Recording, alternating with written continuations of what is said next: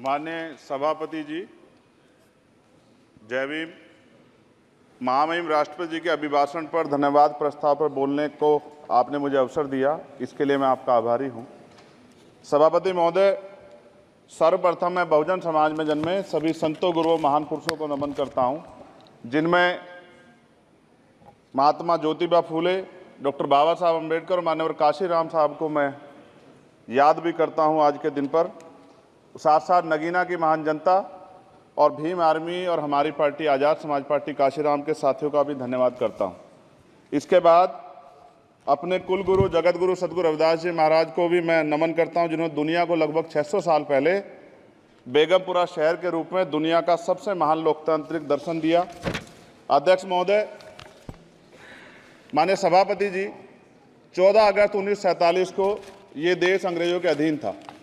15 अगस्त 1947 को हम लोग आज़ाद हुए। 16 अगस्त 1947 को देश आज़ादी में था, लेकिन धन धरती राजपाट में बंटवारा नहीं हुआ। जो साधन संसाधन थे उनमें बंटवारा सही रूप से न होने के कारण एक बहुत बड़ी आबादी सुविधाओं से वंचित और सम्मान से वंचित रह गई। उनको सम्मान देने के लिए और अंतिम व्यक्ति तक सुविधाएं पहुंचे, इसके लिए लोकतंत्र की व्यवस्था हुई। लेकिन आज़ादी के 70 साल बाद भी हम कहाँ खड़े हैं, इस पर ये चिंता का विषय है। मैं मानता हूं कि सामाजिक न्याय तभी होगा माननीय सभापति जी, जब जातीय जनगणना पूरी होगी और जातीय जनगणना कराई जाएगी और साथ साथ संख्या के आधार पर आरक्षण जो है वंचित वर्गों का बढ़ाया जाएगा। उसके साथ साथ जब राष्ट्रपति जी अभिभाषण पर बात रख रही थी तो उन्होंने शहरी और ग्रामीण क्षेत्रों के विकास की बात कही और ये भी कहा कि दुनिया में सबसे उत्तम शहर हमारे यहाँ बने। लेकिन माननीय सभापति जी, 70% आबादी तो गांव में निवास करती है, तो गांव की आबादी के बारे में भी सोचना होगा कि उनका जीवन कैसे बदले। माननीय सभापति जी, उच्च शैक्षणिक संस्थानों में बहुजन समाज के जो छात्र हैं उनके साथ कास्ट एट्रोसिटी हो रही है, निरंतर उनकी हत्या हो रही है। साथ साथ जो सरकारी कर्मचारी हैं दफ्तरों में, उनके साथ भी जो SC ST OBC और मुस्लिम और अन्य धार्मिक अल्पसंख्यक, उनके साथ भी माननीय सभापति जी जातिगत और धार्मिक जो है शोषण किया जा रहा है। इसलिए मेरी मांग भी है कि पुरानी पेंशन को भी अध्यक्ष जी बहाल किया जाए। जो कर्मचारी देश की सेवा में लगे हैं उनका भी सम्मान होना चाहिए। साथ साथ सभापति जी, भाजपा ने चुनावी लाभ के लिए सबका साथ सबका विकास के नारे दिए जो खोखले हैं, क्योंकि 10 साल में दलित, पिछड़े, आदिवासी, मुस्लिम और अन्य धार्मिक अल्पसंख्यक जो अत्याचार हुए हैं वो किससे छिपे हुए नहीं हैं। ये गलत है, ये बंद होना चाहिए।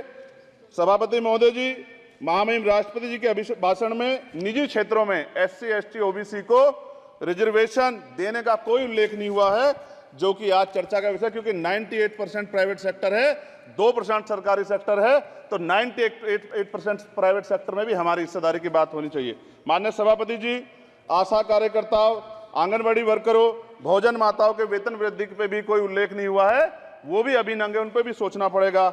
माननीय सभापति जी, जिस क्षेत्र से मैं चुन के आया हूं नगीना से, वो बहुत पिछड़ा क्षेत्र है। उस क्षेत्र में कोई विशेष आर्थिक पैकेज नहीं दिया गया, रोजगार की सेवाएं नहीं है, नौजवान पलायन करता है।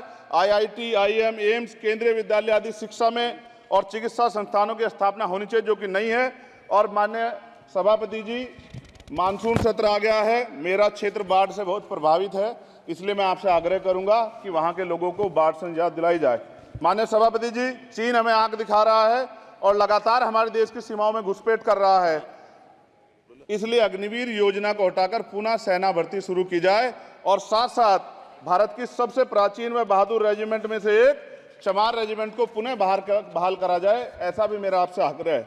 माननीय सभापति जी, पिछले सारे प्रधानमंत्रियों ने मिलकर जितना कर्ज लिया है उससे दुगना कर्ज हमारे वर्तमान के प्रधानमंत्री जी ने लिया है। किसान अगर अपना कर्ज माफ कराने के लिए जाता है तो लाठी झेलनी पड़ती है, जबकि सरकार ने धन्ना सेठों का 15 लाख करोड़ रुपया माफ किया है। इस ओर हमें ध्यान देना पड़ेगा, हमारी आने वाली पीढ़ियों को ये कर्ज चुकाना पड़ेगा।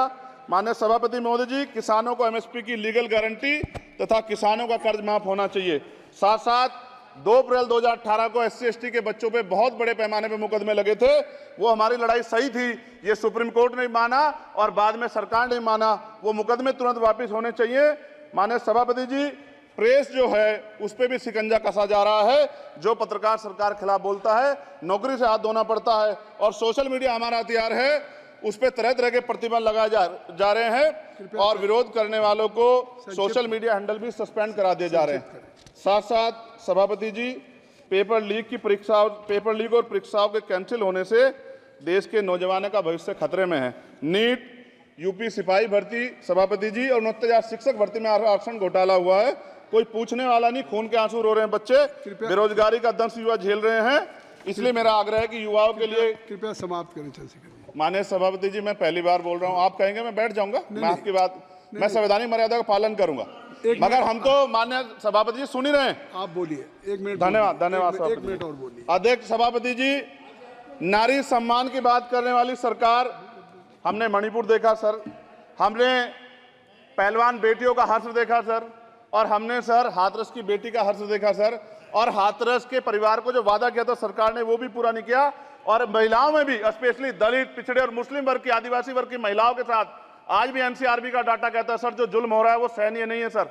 साथ साथ कोविड में तैरती, हमने कोविड में बहुत सुना सर, कोविड में तैरती लाशें भी गंगा में हमने देखी है सर, और मजदूरों का हाल भी हमने देखा है। सभापति जी, बस सब समाप्त कर रहा हूं। नोटबंदी पे छोटे मजले उद्योग की जो कमर टूटी वो भी हमने देखी है। सभापति जी, शैक्षणिक संस्थानों, विश्वविद्यालयों में, चिकित्सा संस्थानों में ओबीसी एसटी के योग्य अभ्यर्थी को एनएफएस करके जिस तरह निकाला जा रहा है, लेटरल एंट्री करके जिस तरह हमारे रास्ते बंद किए जा रहे, ये भी हम देख रहे हैं सभापति जी। साथ साथ मेरा ये कहना है सर, ये सबका इशू है कि प्राइवेट कर्मचारी सर और सरकारी भी कई जगह पे 8 से ज्यादा घंटों से काम करते हैं, और उनको जो सर उचित वेतन भी नहीं मिलता, तो न्यूनतम वेतन 20,000 रुपए तय हो और 24 घंटे की ड्यूटी। उदाहरण के तौर पे यूपी पुलिस सर बहुत पूरा काम करते हैं वो लोग, वो राज्य के विषय हैं। आप सर मैं आपके राज्य सरकार के लिए भी आपके संज्ञान में डाल रहा हूँ विषय सर। पुलिस सब जगह है सर, लेकिन सवाल ये है सर, बहुत पसीना बातें हैं, 8 घंटे की ड्यूटी और वेतन विसंगति, वोटर स्कीम से उनको जो बाहर किया जाए। माननीय सभापति जी, 1 मिनट चाहिए सभापति जी। राष्ट्रपति जी ने धर्म के बारे में बात की थी, राम मंदिर से पहले हमारे गुरुघर तुगलकाबाद का फैसला आया था राष्ट्रपति जी, वो सभापति जी अभी तक दिल्ली में स्थित सदगुरु रविदास जी महाराज का गुरुघर नहीं बना। साथ साथ सभापति जी, अपनी बात को खत्म करते हुए मैं आपसे कहना चाहता हूं कि जितना देश दूसरों का है सर, इतना हमारा भी है। हम मरने के लिए पैदा नहीं हुए, जो चाहता है हमारी हत्या कर देता है। मूछें रखने पे, घोड़ी पे बैठने पे, मटकी छूने पे हमारी हत्या हो रही है। क्या बदला है सर 70 साल बाद भी? दलित, पिछड़े, मुसलमानों पे हिंसा नहीं रुक रही है सर। मेरा आपसे संरक्षण के साथ ये आग्रह है कि इन घटनाओं को रोका जाए, और देश किसी की बपोती नहीं है, देश संविधान से चलता है सर, और संविधान से चलेगा। संविधान छेड़खानी बर्दाश्त नहीं की जाएगी सर। धन्यवाद। श्रीमती अपराजिता, जय भीम, जय भारत।